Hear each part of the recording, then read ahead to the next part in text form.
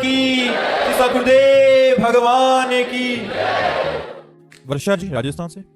राधे राधे महाराज जी। महाराज जी, अगर कोई साधक व्रत एवं उपवास मन को नियंत्रण करने के लिए करता है तो ये शरणागति में बाधा तो नहीं है? ऐसी स्थिति में साधक को क्या करना चाहिए महाराज जी?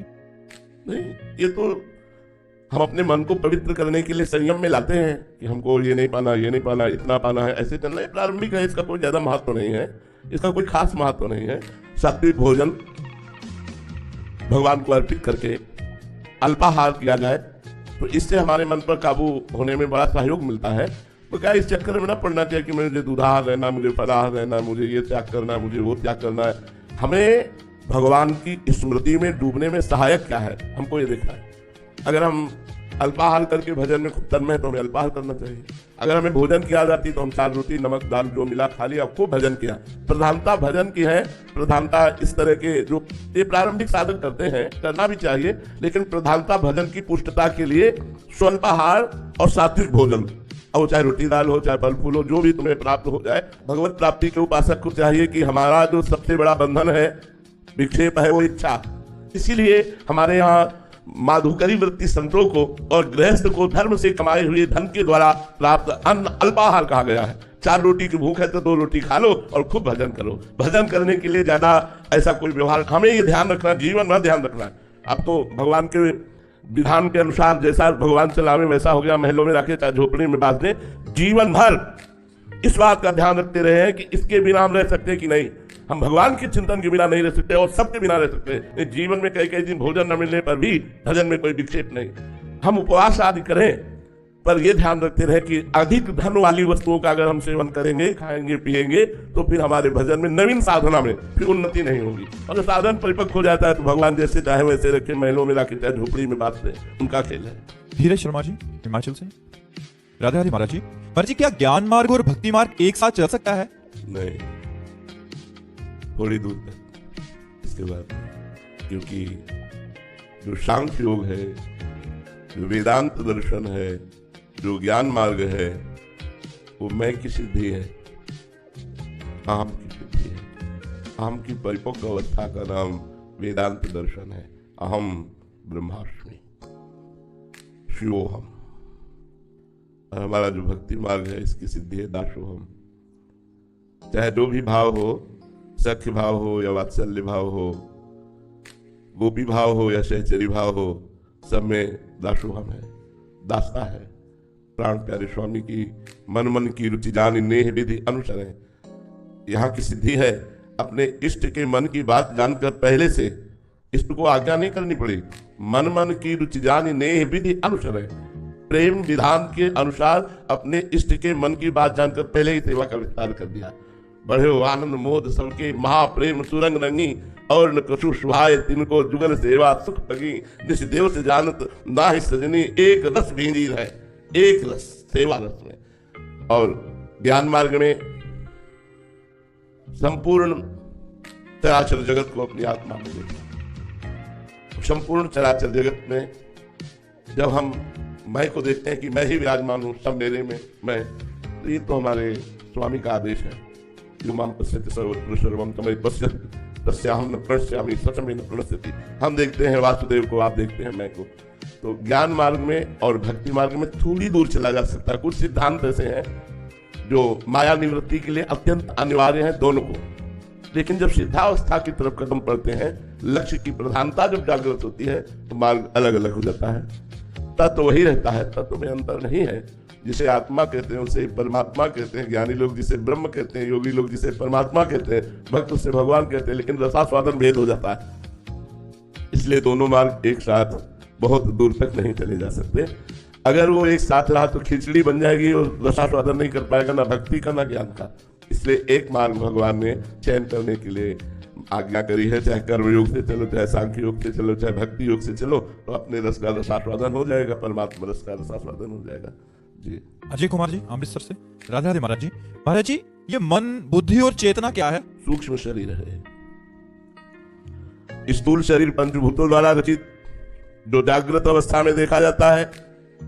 सूक्ष्म शरीर अंतःकरण चतुष्टय, 5 ज्ञानेंद्रियां, 5 कर्मेंद्रियां, और त्रिगुण माया, सत्वगुण, रजोगुण, तमोगुण, ये स्वप्नावस्था में देखा जाता है। और त्रिगुण के परिणाम से जो स्वभाव बनता है उसे कारण शरीर कहते हैं। ये सुषुप्ति अवस्था में रहता है। इन तीनों शरीरों का जो प्रकाशक उसे चेतना कहते हैं, आत्मा। सब कर परम प्रकाशक हुई, इसी के प्रकाश से पावरफुल होकर के ये कारण सूक्ष्म और स्थूल शरीर क्रियान्वित होते हैं। शुभ और अशुभ कर्म करके बार बार जन्म मरण को प्राप्त हो रहे हैं। वही चेतना शक्ति जो अजन्मा है, अविनाशी है, अपने को भूल करके इन शरीरों पर राख करके दुर्गति को प्राप्त हो रहे हैं। रामगोपाल जी राजस्थान से, राधे राधे महाराज जी। महाराज जी आपके चरणों में दंडवत प्रणाम। महाराज जी भगवत गीता में लिखा है कि शास्त्रों के अनुसार परमात्मा प्राप्ति में 3 दोष बाधक हैं, मल, विक्षेप और आवरण। महाराज जी मल, विक्षेप और आवरण का मतलब क्या है? देखो, मल है दुर्वासना, जो बहुत जन्मों की दुर्वासना मन सदा परिकर्षण थी। विक्षेप है भोगा शक्ति, बार बार मन का भोगों में जाना। आवरण है अहंकार, जो देहाभिमान है, इस आवरण से युक्त होता है। तो जब हम भजन करते हैं तो दुर्वासना नष्ट हो जाती है। जब भजन करते हैं तो भोगों की इच्छा नष्ट हो जाती है। जब भजन करते हैं तो अंतःकरण धर्म का अहंकार, वो मलिन अहंकार, वो लय को प्राप्त हो जाता है। जब अंतःकरण का अहंकार नष्ट हो जाता है तो मोक्ष को प्राप्त हो गया। इच्छा रहित होना, वासना रहित होना, अहंकार रहित होना, मल विक्षेप आवरण से रहित होकर वो भगवान को प्राप्त हो जाता है। सारिका जी राधे राधे महाराज जी। महाराज जी गुरु के प्रति विरह की स्थिति क्या होती है महाराज जी? उसमें भी रोना आता है क्या? हाँ, क्यों नहीं आता। क्यों?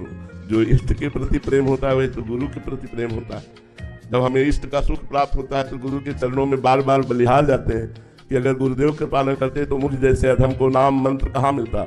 और नाम मंत्र की कृपा से आज मुझे सुख जो मिल रहा है, परमात्मा अध्यात्म, ये गुरु कृपा है। इसलिए गुरु चरणों में न्यौछावर होता जाता है और एकांत में अपने गुरु का ध्यान करते हुए रोता है, उनसे बातें करता है, उनसे प्रार्थना करता है कि आप कभी हमसे विलग मत होइएगा, आप कभी रूसिएगा नहीं। हे नाथ, मैं जैसा भी पतित नीच हूँ आपके चरणों की शरण में हूँ। बार बार वो गुरुदेव की शरण में होता रहता है। एकांत में गुरुदेव के द्वारा दी हुई उपासना से अपने समय को मंगल में काटते हुए उनके ध्यान में, उनके चिंतन में समय गुजारता है। ये गुरु प्रेम है। गुरु प्रेम का मतलब केवल अंग संग नहीं है। गुरु का ध्यान, गुरु की आज्ञा का पालन, गुरु मंत्र का जप, गुरु के प्रति अंदर से आसक्ति, ये गुरु प्रेम है। कमल प्रमोद जी राधे राधे महाराज जी। महाराज जी चिंता किस प्रकार कम हो महाराज जी? चिंतन के द्वारा। यदि हम भगवत चिंतन करने लगे तो संसार की, देह की आवश्यकताओं की, नाना प्रकार के विषयों की चिंताएं अपने आप नष्ट हो जाएंगी। भगवान का चिंतन, हरि स्मृति सर्व विपद विमोक्षण। भगवान का स्मरण समस्त विपत्तियों का, समस्त चिंताओं का, समस्त शोकों का नाश कर देता है। इसलिए हमारी सबसे प्रार्थना है, चिंता, भय, शोक, विषाद, वासनाएं, ये सबके हृदय में है। सबके हृदय में जो जितना अध्यात्म से जुड़ेगा वो उतना ही बच पाएगा। नहीं तो चिंता, भय, शोक, विषाद और वासना, दुर्वासना, ये सबके हृदय को खींचती रहती है, जलाती रहती है। और जीव किंचन मात्र जहां सुख नहीं है, ऐसे विषयों में भूला हुआ सुख का अनुभव करने के लिए और चिंता, शोक, भय को बढ़ाता चला जाता है। हम सोचते हैं कि धन से सुख शांति मिल जाएगी। नहीं, भोगों से सुख शांति आप सब है आपके पास, आवश्यकता के अनुसार भोग है, लेकिन क्या आप शांत हैं? क्या आप निश्चिंत हैं? क्या आप निर्भय हैं? क्या आप निशोक हैं? नहीं है। जब तक भगवान की शरण में नहीं जाओगे, भगवान का चिंतन नहीं करोगे, तब तक चिंताओं से मुक्त नहीं हो सकते। प्रणत कामदम पद्मजार्चितम धरणिमंडनम ध्येयमापदि। जो इनके चरणों की शरण में हो जाता है उसकी समस्त चिंताएं मिटा देते हैं। चिंतामणि है। चिंतामणि प्रणमताम ब्रज नागरीणाम चूड़ामणि कुलमणि वृषभानु। अगर हम श्री श्यामा श्याम की शरण में हो जाते हैं, प्रतिपल श्यामा श्याम श्यामा श्याम कहते हैं, तो आप देख लीजिएगा कोई चिंता ही नहीं रह जाएगी। जो चाहते हैं नित्य सुख, अरुमन को विश्राम, हित ध्रुव हित सो भजत रहो, पल पल श्यामा श्याम श्यामा श्याम। सबसे बड़ी साधना, आराधना, उपासना, अध्यात्म, भगवत चिंतन होना है। गीता जी में प्रधानता चिंतन की कही, अनन्य चिंतन तो माम अनन्य चेता सततम यो माम स्मृति नित्यसा। जगह जगह देखो चिंतन की बात कही गई। संपूर्ण गीता जी सुनने के बाद जो शोकग्रस्त, विषादग्रस्त अर्जुन जी थे, उन्होंने कहा नष्टो मोहा स्मृति लब्धा त्वत्प्रसादान में आत्मिका। हे अच्युत, आपकी कृपा प्रसाद से अब शोक नष्ट हो गया, मोह नष्ट हो गया। क्या प्राप्त हुआ? स्मृति लब्धवा, भगवत स्मृति जागृत हो गई। इसलिए हमारी प्रार्थना है सबसे, धन, पद, भोग, विषय, ये तुम्हारे हृदय को शीतल नहीं कर पाएंगे, क्योंकि तुम अविनाशी भगवान के अंश हो। तुम जब तक भगवान की शरण में नहीं आओगे, भगवान का चिंतन नहीं करोगे, भगवान की लीला कथाएं नहीं सुनोगे, भगवान का नाम कीर्तन नहीं करोगे, तब लग कुशल न जीव कहूं सपने हूं मन विश्राम, जब लग भजत न राम कहूं शोक धाम तज काम। इसलिए चिंताओं का नाश करने के लिए चिंतामणि भगवान का नाम, पायो नाम चारु चिंतामणि उर करते न खसइहो, अबलो नसानी अब ना नसे। पा गया चिंतामणि प्राप्त किया, पायो नाम चारु चिंतामणि उर करते न खसइहो। अब हृदय रूपी हाथ से नाम रूपी चिंतामणि को छूटने नहीं दूंगा, हर समय हृदय में सुमिरन करूंगा, राधा राधा राधा राधा। चिंताएं नष्ट हो जाएंगी, बाधाएं नष्ट हो जाएंगी, आप आनंद में नाच पड़ेंगे। आप देख लीजिए आनंद किसे कहते हैं, अभी तक पहचाना ही नहीं। आप हर समय नाम जपने का अभ्यास कीजिए, उठते बैठते चलते फिरते, आपका यह लोक और परलोक सब मंगल हो जाएगा, विश्वास कीजिए। प्रदीप कुमार जी यमुनानगर से। राधे राधे महाराज जी। गुरुदेव कृपया मार्गदर्शन करें कि आपके सत्संग से हमें ये पता चला कि संचित और क्रियामान कर्म को भजन के द्वारा नष्ट किया जा सकता है, परंतु प्रारब्ध सबको भोगना ही पड़ता है और बड़े बड़े महापुरुषों को भी प्रारब्ध भोगना ही पड़ा। और आपके श्रीमुख से ये भी सुना कि भगवान सर्वशक्तिमान है, सब कुछ करने में समर्थ है महाराज जी, फिर वो अपने भक्तों के प्रारब्ध को पूर्ण रूप से नष्ट क्यों नहीं करते? नहीं, जो सच्चा पहलवान होता है तो कायल और आलसी अपने चेला को नहीं बनाता है। अगर यहां मारा और थोड़ा सा वो कच्चा पड़ा तो हजारों हाथ यही मारेगा वो। तो फिर भगवान जगत गुरु अपने चेला को कच्चा कैसे रखेंगे? शरीर राग से जो डर रहा है कि प्रारब्ध भोग भगवान मिटा दे, वो कायर है, शरीर रागी है। अरे देखो हमारे भगवान सर्वशक्तिमान और परम कृपालु होते हुए अपने चेला पर आरा चलवा दिया, मूर्त ध्वज पर, अपने शरणागत पर राग पर आरा चलवा दिया, पूरे देह को चीर कर 2 भागों में करो। क्या समझते हो हम जगत गुरु के चेला कोई साधारण थोड़ी? भगवान अपने पार्षद को कमजोर बनाएंगे क्या? बड़ा सा बड़ा प्रारब्ध भोग भी ऐसे हंसते हुए मुस्कुरा करके जब आग में झोंका गया प्रहलाद जी को, जहर पिलाया गया प्रहलाद जी को, बड़े बड़े गजराजों से रौंदा गया प्रहलाद जी को, अस्त्र शस्त्रों का प्रहार किया गया, कृत्या उत्पन्न की गई, क्या क्या नहीं किया गया, लेकिन बाल विवाह का नहीं हुआ। तो हमारी छाती चौड़ी होती है कि मेरा स्वामी इतना कृपालु है, इतना मजबूत कर देता है अपने दास को कि प्रकृति का कोई भी वार उसका बाल बाका भी नहीं। सीन की छाप सके को तातु बर रखवा रामापति दासु। भगवान अपने शिष्य को, अपने पार्षद को, अपने भक्त को कायर नहीं बनाते, कमजोर नहीं बनाते, विश्व को दिखा देते हैं कि देखो अगर जरूरत पड़ी तो मेरे लिए गर्दन कटाने में भी पीछे नहीं हटने वाले। इसलिए भगवान प्रारब्ध नहीं मिटाते, प्रारब्ध भोगने की सामर्थ्य देते। भोगो और मेरा स्मरण करते हुए जगत के लिए उदाहरण बनो, जगत को दिखाओ कि हम भगवान के हैं और हर कष्ट सहकर भगवान के हैं। इसलिए बड़े बड़े महापुरुषों के शरीरों में भीषण पीड़ा दी गई। ये क्या है? भगवान परिपक्व करते हैं, भगवान मजबूत करते हैं अपने दासों को, देह भाव से रहित करके इंसान पवित्र होता है। ऐसा कैसे बोले? ऐसा इसलिए क्योंकि भगवान के दास है, क्योंकि भगवान की जन है। इसलिए सर्वाश्चर्य में भगवान की कृपा, भगवान की कृपा कमजोर नहीं करती। प्रतिकूलता देखिए विशेष भजन में रुचि करवाते हैं। बिल्कुल, प्रतिकूलता ही भगवान के साक्षात्कार का योग प्रदान करती है। जब गजेंद्र ने देखा परिवार के सब लोग भाग गए, हाथी हाथी सब छोड़ गए, शरीर का बल भी हार गया, तब उसे याद आई भगवान की, हृदय से पुकारा हरि, एक सेकेंड में गिरा। जब द्रौपदी जी ने देखा 5 पति गर्दन झुकाए हैं, भीष्मादि मौन धारण किए हैं, भुजाओं का बल थकित हो गया, 10,000 हाथियों का बल रखने वाला दुशासन बलवान खींच रहा है, जब देखा अपनी दांतों से भी साड़ी छूट जाएगी, गोविंद उसी क्षण वस्त्रावतार भगवान का हो गया। तो प्रतिकूलता योग प्रदान करती है भगवान के मिलन की। क्या सभी साधकों के जीवन में आएगी है कि उसको शरणागत होना ही पड़ेगा प्रभु के चरणों में, या अलग भी स्थितियां हैं? अब ये वैद्य जाने की कौन सी दवा किस मरीज को देनी है? ऐसा तो नहीं कि बुखार में एक ही दवा सबको चलती हो, एक ही डोज सबको दिया जाता हो, एक ही प्रकार का बुखार नहीं होता, कई प्रकार का बुखार होता है, तो कई प्रकार की दवाएं भी होती है। अब जैसे अम्बरीश जी हैं, स्वस्थ शरीर है, चक्रवर्ती सम्राट है, सारा सुख वैभव है और भगवान की भागवत है। तो हम जैसे देहाभिमानियों को देह राग से मुक्त करने के लिए अशुद्ध प्रारब्ध को भगवा कर भगवान पवित्र करके और अपने दिव्य पार्षद रूप को देख करके बुला लेते हैं। ऐसा नहीं है कि सबको कष्ट मिलेगा, सबको प्रतिकूलता मिलेगी, डरो मत, डरो मत। ये सबके लिए नहीं है। भगवान बहुत करुणामय है, बहुत कृपा करते हैं, बहुत दुलार करते हैं। ये अपने पार्षदों से खेलते हैं, दूसरे की ताकत ही नहीं है, वो अपने पार्षदों से खेलते हैं, दूसरों से नहीं। डरो मत, ये दूसरों से खेल नहीं खेलते, ये अपने पार्षदों से खेलते हैं। मन आया तो भरी बाजार में पिटवा दिया, मन आया तो पूरे विश्व को झुकवा दिया, दोनों काम करते रहते हैं। अपने पार्षदों से खेलते, दूसरे से नहीं खेलते। इसलिए आप लोग डरो मत, आप लोगों के ऊपर ये खेल खेलने वाले नहीं है, ये खेल खेलते अपने निज पार्षदों से। इनका पार्षद बनने के लिए क्या करना पड़ेगा? हाँ, अब खास बात आई, प्राण न्यौछावर करने पड़ते हैं, सर्वस्व न्यौछावर करना पड़ता है। अपना शब्द केवल भगवान के लिए रखना पड़ता है।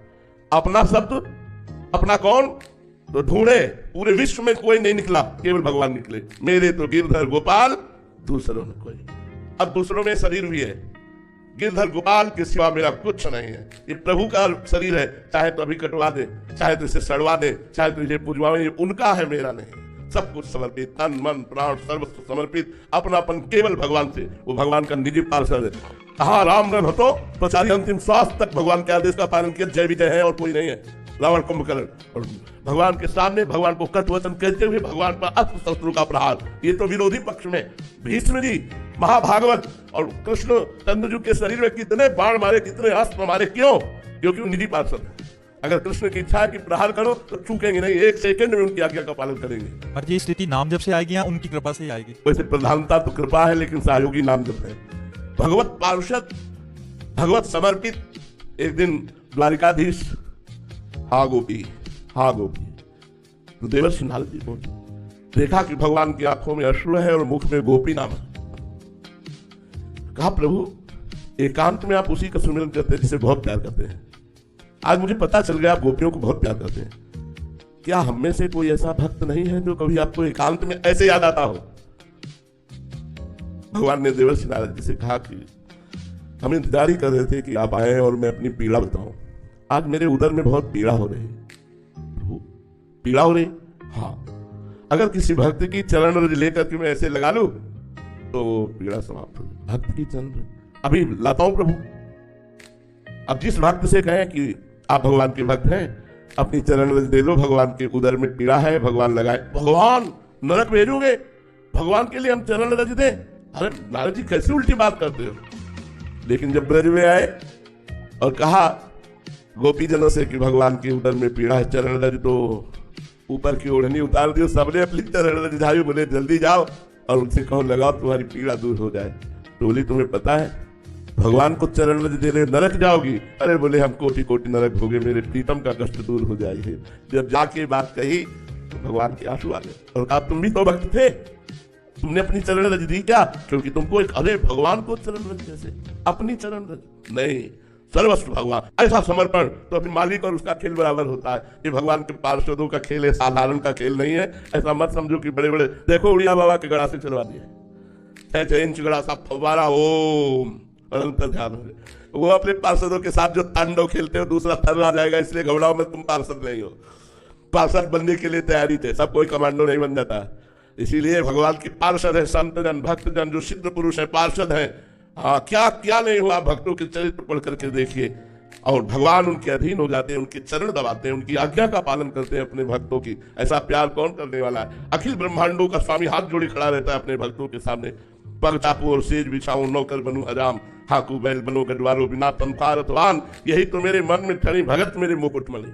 अपनो परण विशाल भगत को पूर्व परण निभाऊं, जाचे जाचू कहे तो बेचे से बिक जाऊं, और क्या कहूं धनी, जैसे पतिव्रता नारी धनी, भगत मेरे मुकुटमणि। ऐसी थोड़ी भक्ति का मार्ग भगवान का मार्ग है। तो आप लोग मत डरे, इतनी भयानक प्रतिकूलता आपको नहीं देंगे।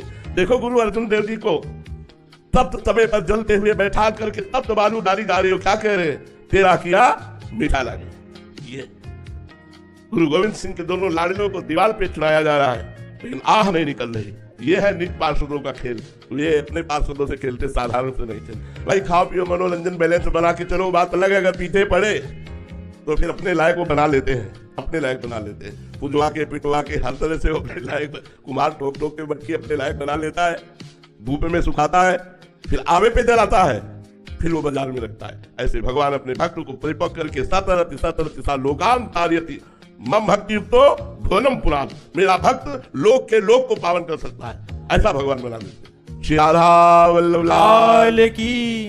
हम तो यही समस्त भारतीय संतों से प्रार्थना करते हैं कि आज हमारा जो समाज व्यभिचार और व्यसन की तरफ प्रवृत्त हो रहा है, नए नए बच्चे गलत मार्गों का अनुसरण कर रहे हैं, तो हमारी वाणी, हमारा प्रयास, उपदेश आदि विविध प्रकार के अनुष्ठानों के द्वारा हम अपने समाज को सुख और शांति प्रदान करना चाहते हैं, जितने भी संत स्वरूप हैं सुख और शांति प्रदान करना चाहते हैं, तो हम चाहें उनको अपने पास बुलावें, ये चाहे उनके पास जाकर के हम उनको अध्यात्म का मार्ग बताएं, अध्यात्म उनके अंदर प्रवेश कराएं, जिससे ये जो दुर्दशा हो रही है, मांस भक्षण, मदिरा पीना, व्यभिचार करना, गंदे आचरणों में प्रवृत्त होना, ये अशांति का मार्ग है। शांति तो जब तक हमारे अंदर विवेक का जागरण नहीं होगा तब तक शांति। श्रद्धावान लभते ज्ञानम तत्रा से इंद्रिया ज्ञानम लब्ध्वा पराम शांति नचिरेणाधि गच्छति। इसलिए आप संतों का प्रयास, अपने सबका प्रयास यही है कि हमारा समाज सुखी हो, अध्यात्म से युक्त हो। तो हमें प्रार्थना करने समस्त देशवासियों से कि संतों की आज्ञा का पालन कीजिए, जिससे सबको शांति प्राप्त होगी। राधा राधा राधा राधा